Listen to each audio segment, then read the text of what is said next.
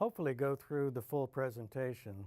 I may pause a little bit, around each section, but hopefully I'll go through it and I'll tell you if I want to stop. Okay. Okay. In 5, 4, 3, 2. Hi, I'm Michael Patterson with MindRamp Consulting, and I want to tell you a little bit about the Better Brains by Design initiative. What we mean by Better Brains by Design is that we can now leverage the neuroplasticity of the brain to actually design the future structure and function of our brains to promote health, general well-being, and flourishing as we live the rest of our lives. Now let me talk a little bit more about this whole concept by parsing out the title, Better Brains by Design. First, what do we mean by better brains? Hopefully this is something that everybody can intuitively buy into. Well, of course we want our brains to be better as we go through our lives. Part of what we're doing here, though, is countering this general idea about as you get older that decline is inevitable. We're finding, the science is finding that this is not true. We can actually continue to grow our brains, make them stronger. One of the things we should talk about and make sure that we understand is the language that we're using. We use brain and mind somewhat interchangeably, but they have a slight difference in meaning. Essentially, we say that the mind is what the brain does, but mind, we still conceive of mind as very much a physical activity, a physiological activity in the brain. The other thing we want to talk about is that we very much believe that the body and brain work together as an integral unit. It's somewhat artificial to separate the brain from the body, but we will tend to talk about the brain and concentrate on the brain. And there's an important reason for that. One of the things that we're talking about in this whole idea of better brains by design is that we can take conscious, mindful control over what we're doing. And it's really the brain that allows us to do that. The brain is the center of our consciousness, of our deliberate decision making. So in a sense, we're brain-centric in all of this. But as we go through, keep in mind that when we talk about the brain, we're talking about the whole nervous system, all of the interaction with the body, and so on. So better brains, we want to continue to expand our brains as we're going forward, increasing its power, increasing its ability to handle all of the different challenges that we face as we go through life.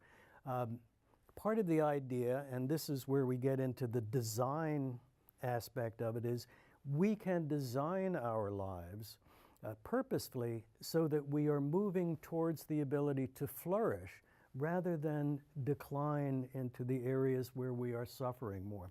So by design, the remarkable research that's been done over the past 2 decades, primarily discovering just how plastic the brain is, plastic meaning malleable and changeable, gives us this remarkable power, even using the power of the brain to actually change the physical structure of the cells, the neurons, the glial cells and so on, the connections. That changes the function as we go forward. So what we're talking about is we want to use the power of our brain and our mind to actually structure our brains in ways that we can prosper as we go forward. The MindRamp mission, MindRamp Consulting, we started about a decade ago, and when Roger Anionson and I started the MindRamp Consulting, we came up with a mission statement that actually is, I think, stood the test of time. We were staying with it. Essentially, we said that we want to promote long lives worth living. Now, what we were trying to get at is that we are all operating now in a context of increased longevity. All of us have the opportunity to live a lot longer than we did earlier in this century. We can live into our 80s and 90s if things go well. One of the things we do when we're doing presentations with people is we will ask for a show of hands, how many of you want to live to be 100 years old? And generally, you get about 50% of the people saying, yeah, I want to live to be 100 years old. And the other half say, not me. No, I don't want. So you get this very different sense of opinions. Then we ask a follow-up question. Well, how about if I can guarantee you quality of life for that full 100 years? Then do you want to live to be 100 years old? Then we get almost, everybody's hand goes up and they say, well, sure, if you're going to guarantee quality of life. So the point of this, our mission statement, promoting a long life worth living, is that we have this opportunity to live longer, but we don't want extra years. We don't want an extra 20, 30 years of decline and debility and suffering. We don't want just a longer death. What we would like is to be able to live and prosper and flourish, even grow, up until, the very end. And then, obviously, we're all going to die at some point, but we want to reduce the time that we do that. So promoting a long life worth living is our mission statement. Now, this begs the question, however, just what do we mean by a life worth living? And when we first got into this, we kind of sidestepped the issue and said, well, this is going to be different for each person. Each person is going to have their own subjective idea about what makes their life worth living. But the more we got into it and the more we looked at the literature and the scholarship, there really is a lot of scholarship. People have been thinking about this idea of what makes a good life for a long time. So there are some lessons, general lessons that we can learn and that we can impart and sort of discuss as part of this whole initiative that we've got of Better Brains by Design. When you look at the literature and the history and so on, it generally breaks down to two main ideas. The good life is either a meaningful life, a life of meaning and purpose, or it's a happy life. And I want to go into these two ideas a little bit more. We can throw a couple of big words at you just so that I sound impressive. Going back to the Greek terms, the meaningful life was called eudaimonic. E-U-D-A-I-M-O-N-I-C, eudaimonic. The happy life was sort of referred to as hedonic happiness. And we're more familiar, I think, with that term because hedonism, pleasure seeking, sort of has that same root. So I want to look a little bit at these two different concepts of a good life. Meaningful life goes way back 2,000, 2,500 years ago to the ancient Greeks. Aristotle is one of the first ones who really sort of explored this idea of eudaimonic happiness or eudaimonic, a good life. Buddha is also has a whole take on how you live a good life. So let me start with Aristotle very briefly. In classic Greek society, there was the emergence of democracy, and a lot of what Aristotle focused on was essentially good citizenship, being a good person in a democracy, participating with others. So there's a lot of, it's very strong on justice. It's a life of reason and virtue. So a meaningful life, from Aristotle's point of view, is a life of reason and virtue. A lot of outward-going responsibility to society.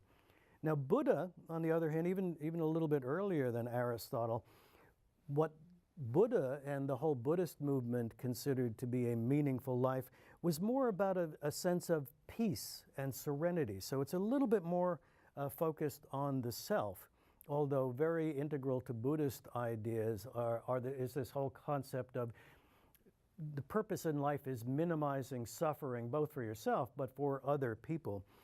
Very strong on compassion in this sense, whereas Aristotelian is strong on justice, Buddha is strong on compassion, but it's all about having to behave well towards others. So that's a meaningful life. The idea of a happy life actually is a fairly recent idea. If you go back in history, people didn't even really conceive of the idea that you could craft a happy life. If you were happy, it was just pure luck. It was like somehow the gods granted you happiness. It wasn't something you could really work towards. As we say on the slides, a number of the Indo-European languages, the word happiness is either a cognate of luck or it's very much associated with this whole idea of luck. So happiness was not something that people could actually strive for or expect to have in their life. Now that changed with the Enlightenment. And you had people like John Locke, philosophers like John Locke, and Thomas Jefferson was very much influenced by the whole Enlightenment, and he even worked this idea into our Declaration of Independence, that we had the inalienable right for the pursuit of happiness. Now, I think it was very wise to say the pursuit of happiness. We'll get to this in a little bit, but doesn't necessarily mean you're going to get there all the way, but you have the right to pursue happiness. And this was really a big sea change in terms of the whole idea of happiness. After the Enlightenment, people began to think, well, I actually have a right to be happy. Being happy is okay. Being happy is a good thing. Pleasure is a good thing. Conversely, suffering is a bad thing, and by extension, anybody who makes me suffer is a bad guy. So you began to think then about tyrants and kings and emperors and so on. Anybody who afflicted suffering on other people was considered to be a bad person. And this is the time of the French Revolution, the American Revolution. There were a lot of social movements that began to sort of have this sense of pleasure and pain, right and wrong are associated with each other. And some of the experts on happiness really believe that this whole new concept of happiness helped animate some of the pro-social movements that took place around that time and have continued to take place. I think if you look at our contemporary view of happiness, it's gotten beyond the Enlightenment to where you say, well, I have a right to happiness, to where in many cases it's almost an entitlement. We are entitled to be happy. It's like, look, I was born, I should be happy. Make me happy. And it's not so much this like meaningful life where it was outward going and helping other people. It's like, no, come on, make me happy, entertain me, give me stuff. I have the right to do all of these things. I have a right to love, to wealth, to leisure. A lot of our associations these days with a good life are these ideas of, you know, I should live a life of leisure and I should be able to be wealthy, especially in America and Western societies. There's also this concept of happiness being something, a state of mind that I should be in almost all of the time. And this is going back to Jefferson's idea, the pursuit of happiness. People who research happiness and really study happiness, it's very clear that happiness is not a state of being. It's not a condition that we can live in. We're not happy all the time. What happens is we are happy in little moments. We're happy in episodes. We'll see a puppy and we'll be happy. We get a hug from a loved one and we're happy for a short period of time. And it's almost like you are counting up the episodes of happiness and toting it up and balancing that out against how many episodes you have of unhappiness.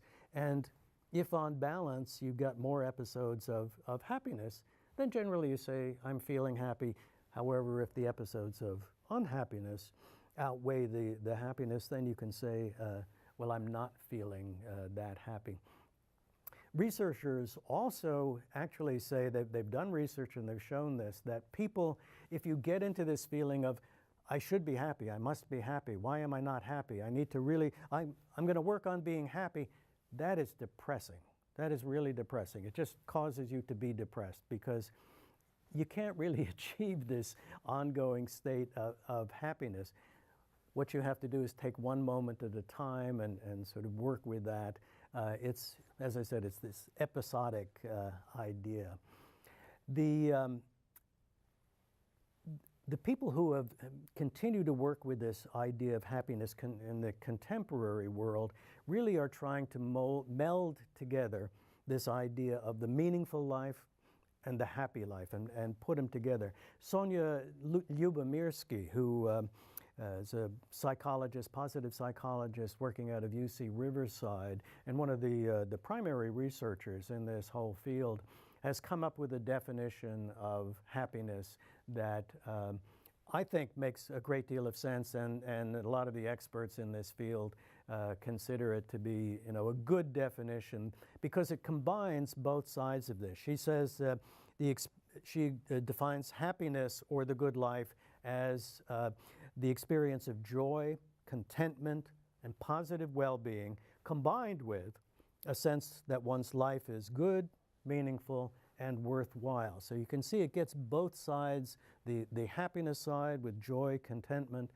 and even on the happiness, it's combining the two sides of happiness, the one side like the woohoo, joy, I'm happy, happy, and the other side of happiness, the peaceful, serene, contented side, coupling that with the idea of meaning in life, that what you're doing makes sense, you're contributing to society, you feel like you're doing worthwhile stuff in the world. I want to continue now taking this idea of working on better brains by design and this whole idea of trying to get at a long life that's worth living, and this definition of what does that mean, what does worth living mean. We have taken that and integrated into this system that we use for Better Brains by Design.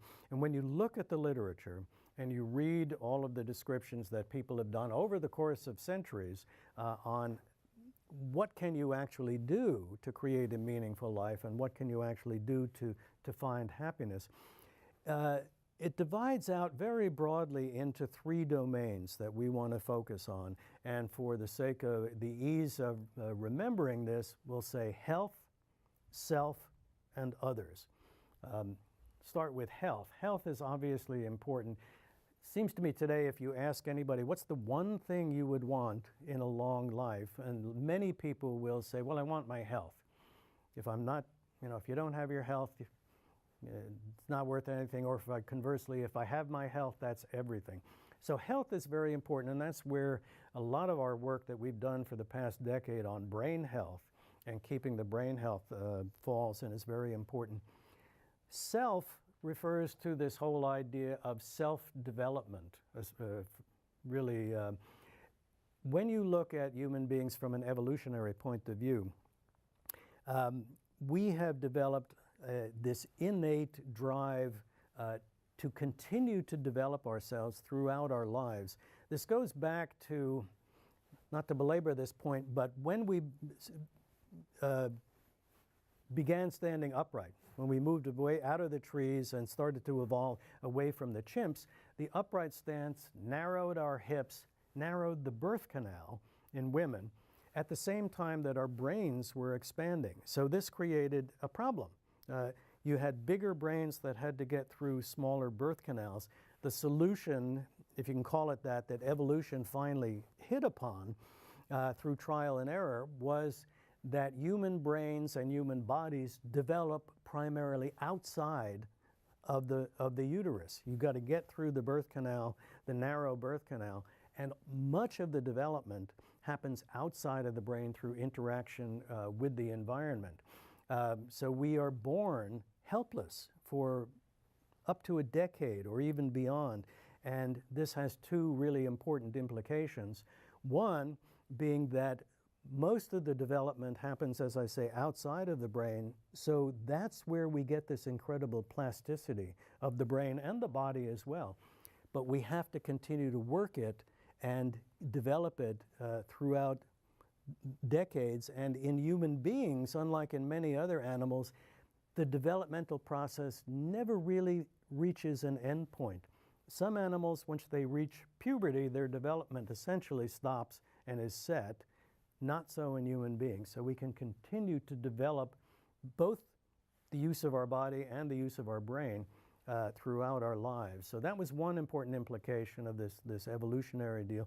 The other is that because we are born helpless, we are incredibly reliant on other people. Mothers cannot care for their own infant, especially if they have another infant. We are the only primate, the only great ape, if you will, that allows others to take care of our children. We have fairly monogamous relationships, husband and wife. Sisters come in and help with the babies. Others, this is called alloparenting, other than parents. And this is very unique in the human species. But it has made us incredibly social, and we need to cooperate throughout our lives. So self and others, these are the two very important parts of what makes us feel that we are leading a good life, and also why it's important that we are working with others in this social context. I want to talk a little bit about the ramp metaphor. When Roger and I started Mind Ramp, we decided we were going to have a business. We needed a name, just something to call ourselves temporarily. So Roger Anionson is R.A., Michael Patterson is M.P. Great, we'll call ourselves RAMP, R-A-M-P. And then we thought, actually, this ramp metaphor makes a lot of sense for what we're doing, because we are talking about designing better brains, and we don't do it in these huge incremental leaps where we say, okay, you need to do physical exercise, you've never done anything, let's start training you for the marathon. It's like, no, that's not the way it works. It takes one step at a time. So it's like you're taking one step at a time up this ramp, this gradual increased ramp that is going from wherever you are now up to a better place, essentially. And we want to talk about the direction that we're going in all of this is out of suffering, out of decline, out of where things are not going well, and moving them up in a direction where things are going much better. One of the great revelations of positive psychology, and recent thinking about positive psychology, is that just getting rid of the bad stuff doesn't necessarily then pop you into the good stuff. It's like the psychologists who work with people who are depressed, for example, will admit, when I can even do something about somebody's depression, getting rid of their depression doesn't turn them into happy people. What it does is turn them into people who don't know exactly who they are. They feel nothing. They call this sort of central point the point of languishing. It's kind of an in-between point where you've gotten rid of the bad stuff, but you haven't really learned how to nurture and cultivate the good stuff. And this is an important point, that you actually have to learn how to cultivate good ideas, positive ideas, and so on. So this is an important concept. So we can actually apply this ramp idea to this whole idea of climbing out of suffering and decline, working your way through languishing, and getting eventually up to where we can flourish and really enjoy life as we're going through.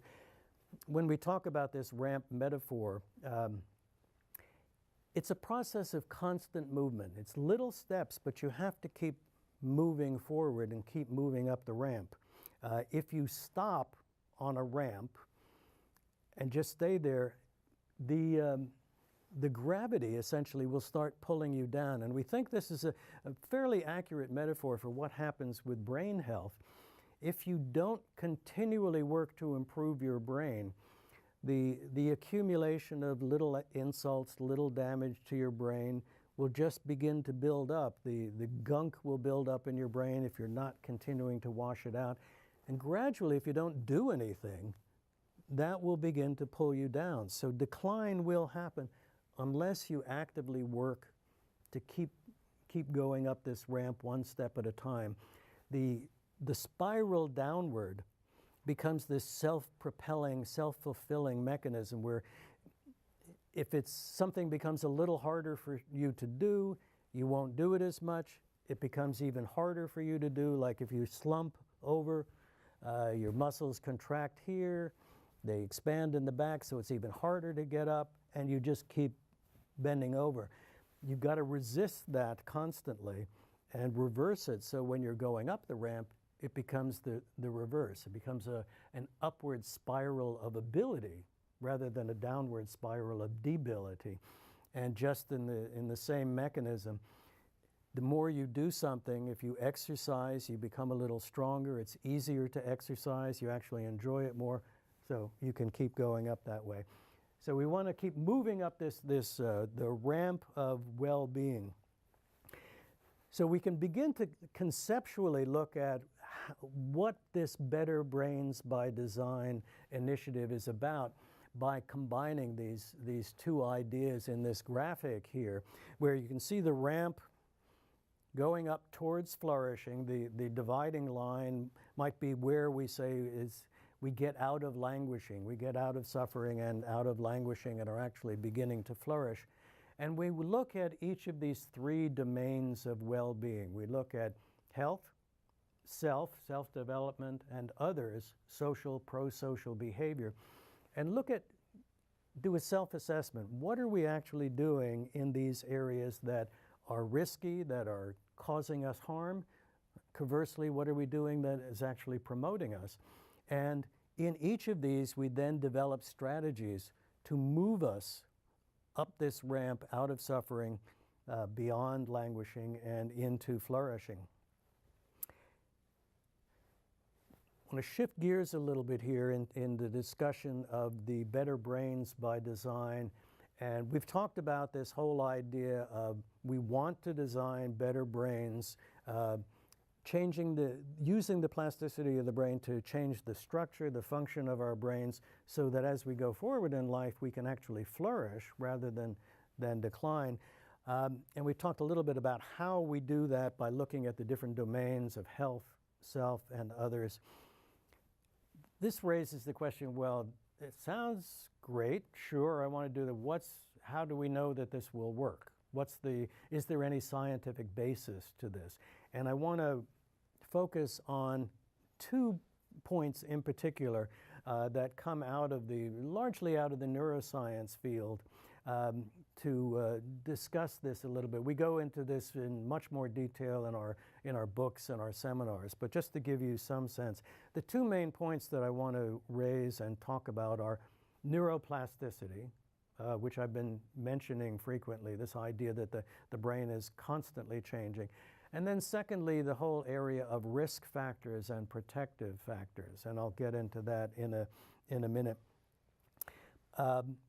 Plastic change, the whole idea here, maybe 20, 30 years ago, the textbooks that were written on the brain all said essentially that you are you are born with all of the brain cells you're ever going to have, and as you go through life, eventually they wear out, they get sick, they begin to die, and you lose brain cells and you lose mental capacity. That's just inevitable.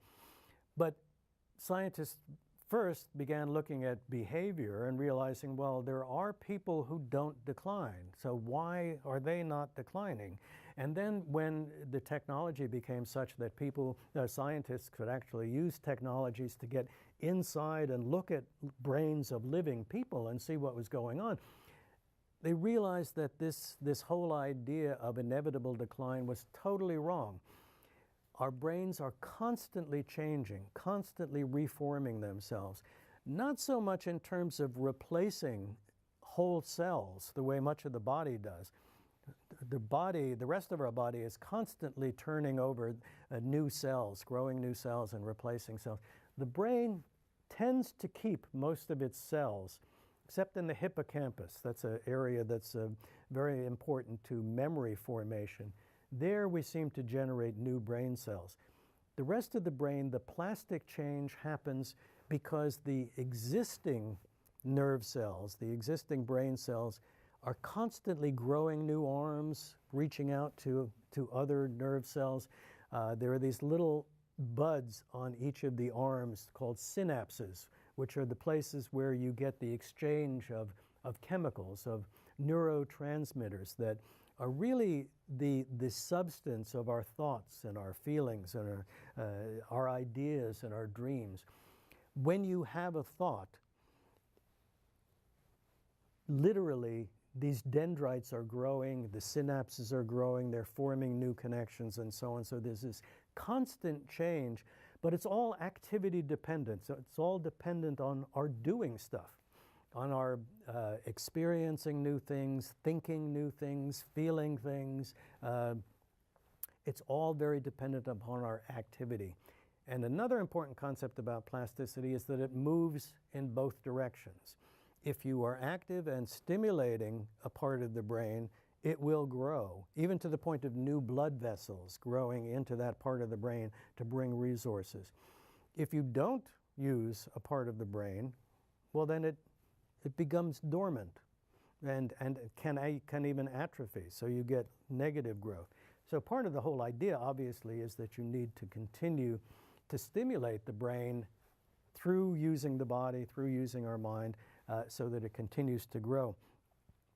Norman Doidge is a guy who's written, is a physician out of Canada who has really done more than almost anybody else to bring this whole idea of plasticity to the public mind through a couple of his books. In his most recent book, he's really looked at, now that scientists have accepted the idea that the brain is plastic, they're beginning to explore that potential in lots of fascinating ways, and finding that we can use the power of our own minds to heal our body and our brain.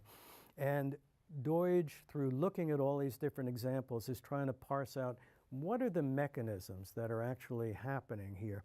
And he identifies 3 different areas that are important, which I've tried to sort of summarize on this pyramid here, with the idea that you start at base with protecting brain cells, making sure that they are healthy and that they're repaired. It's kind of, that's your foundation.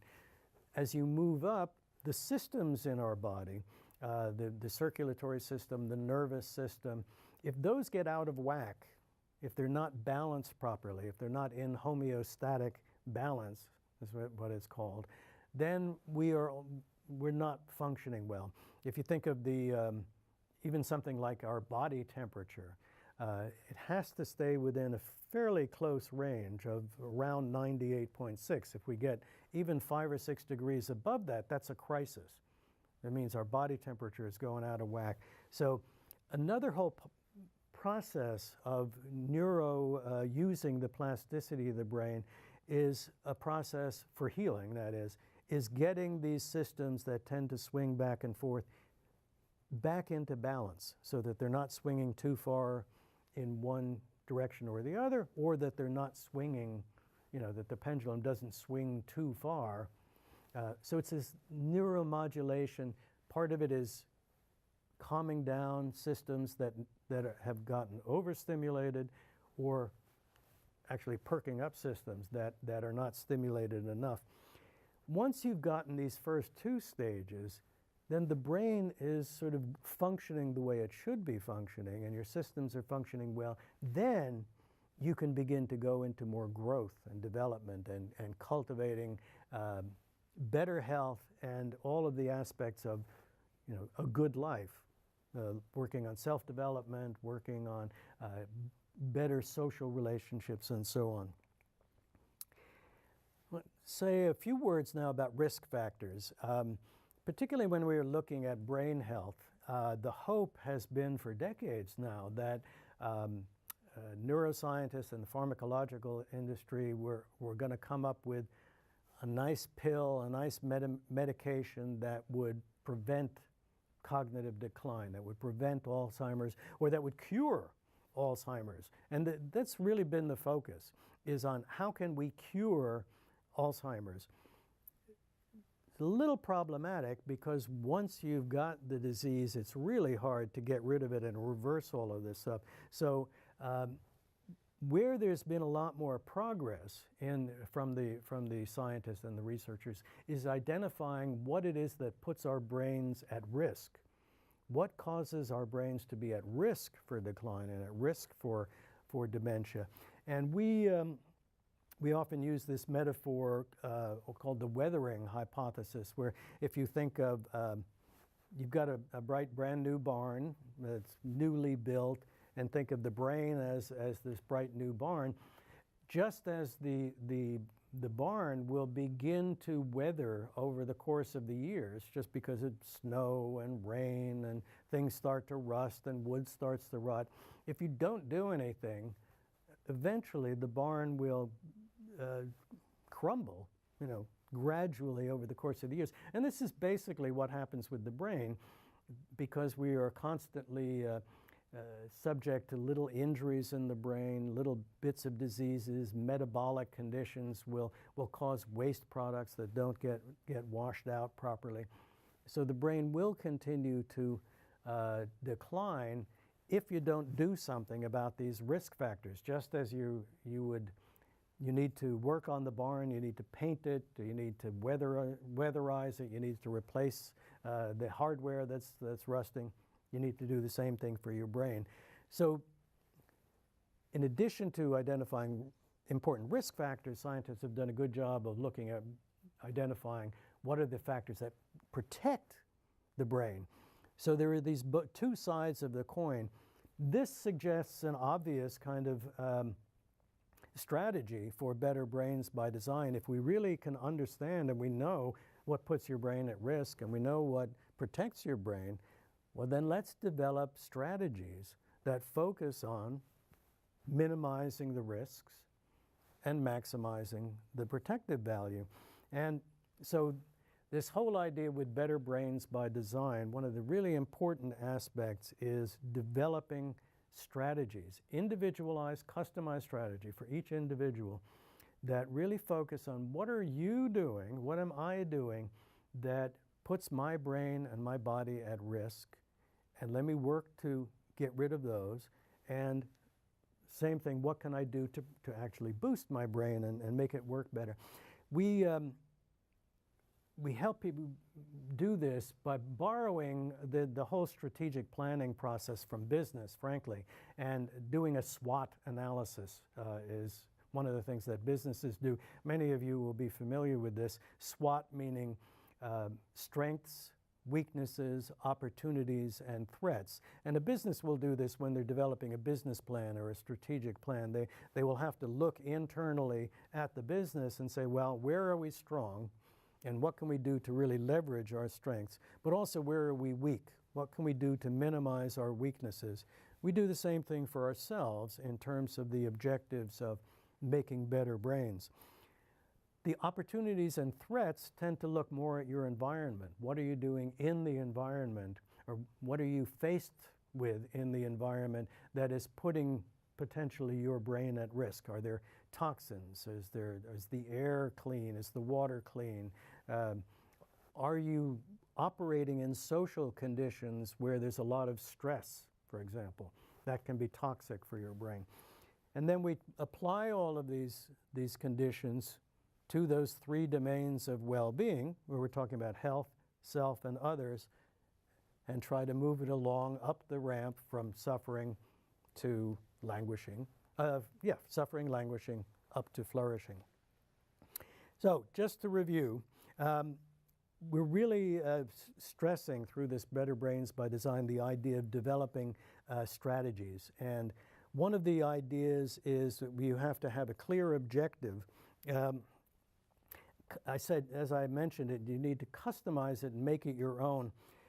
When you're faced with this overwhelming idea of, all right, I've got to make my brain better somehow, it's an enormous challenge, and the brain will just freeze. It's like, no, it's too much. I can't think about it. So part of the whole process of going through a strategic plan, and this is what we do with people when we have seminars, and it's what we describe in the books, is taking these goals and chunking it down into smaller and smaller pieces that are actually more accessible. So if you have a huge goal, then you break that down into smaller objectives. What is it that I really want to go at?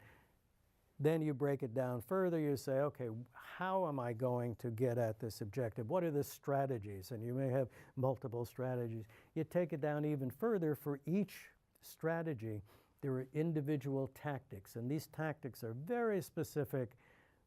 What exactly am I going to do? What are the actions I'm going to take, and when am I going to take them? So your strategy might be to, your goal might be I want to eat better food. Your strategy is I'm going to have salad for lunch. So your tactic is going to be, okay, I'm going to make a lunch, make a salad for myself. Today I'm going to bring it to work, I'm going to bring it to school, I'm going to eat salads Monday, Wednesday, and Friday, something very specific like that. And we find that when you break it down and make those actions very concrete, you're much more likely to actually do the stuff that you want to do. It's like when we make New Year's resolutions, many of us find it very difficult to follow through on our New Year's resolutions. In order to sort of counteract that, we work with people to develop very specific strategic plans that will define steps that you can do and continue to work on. And when you go back to this idea of the ramp of flourishing, it's interesting to think that this ramp, like you're taking one little step at a time, it's one little tactic at a time. You're building these tactics and you're building more and more, one step, one tactic at a time, and you continue to move your way up towards flourishing. So just to repeat and sort of bring this to a close, the idea that we're working on is better brains. How do we design better brains using the plasticity of the brain to change the structure and function? And we do this, we want to move from where we are in any decline, any suffering, through languishing towards flourishing. We do it across 3 domains: health, self, and others.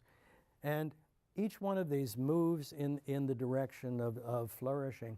And each one has to be customized. We talk about these strategies being individualized and customized.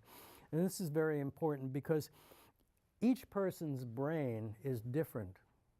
My brain is different from your brain. Every brain is different because we've had different experiences and it's developed in different ways. Everybody's situation is different. So it's very hard to come up with a one-size-fits-all plan. If you do this, magic.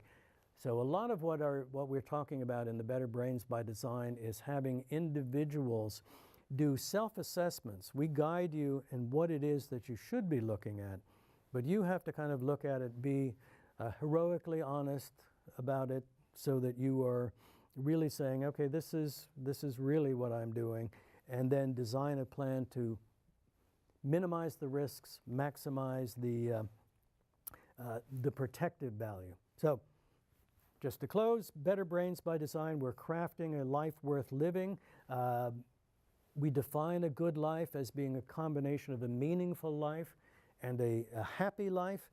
We're trying to move as much as we can out of any suffering and decline and not accept that as our inevitable condition, but really try to flourish, try to find all of the ways that we can use our brains and our bodies to enjoy ourselves and to be as helpful in society as we possibly can.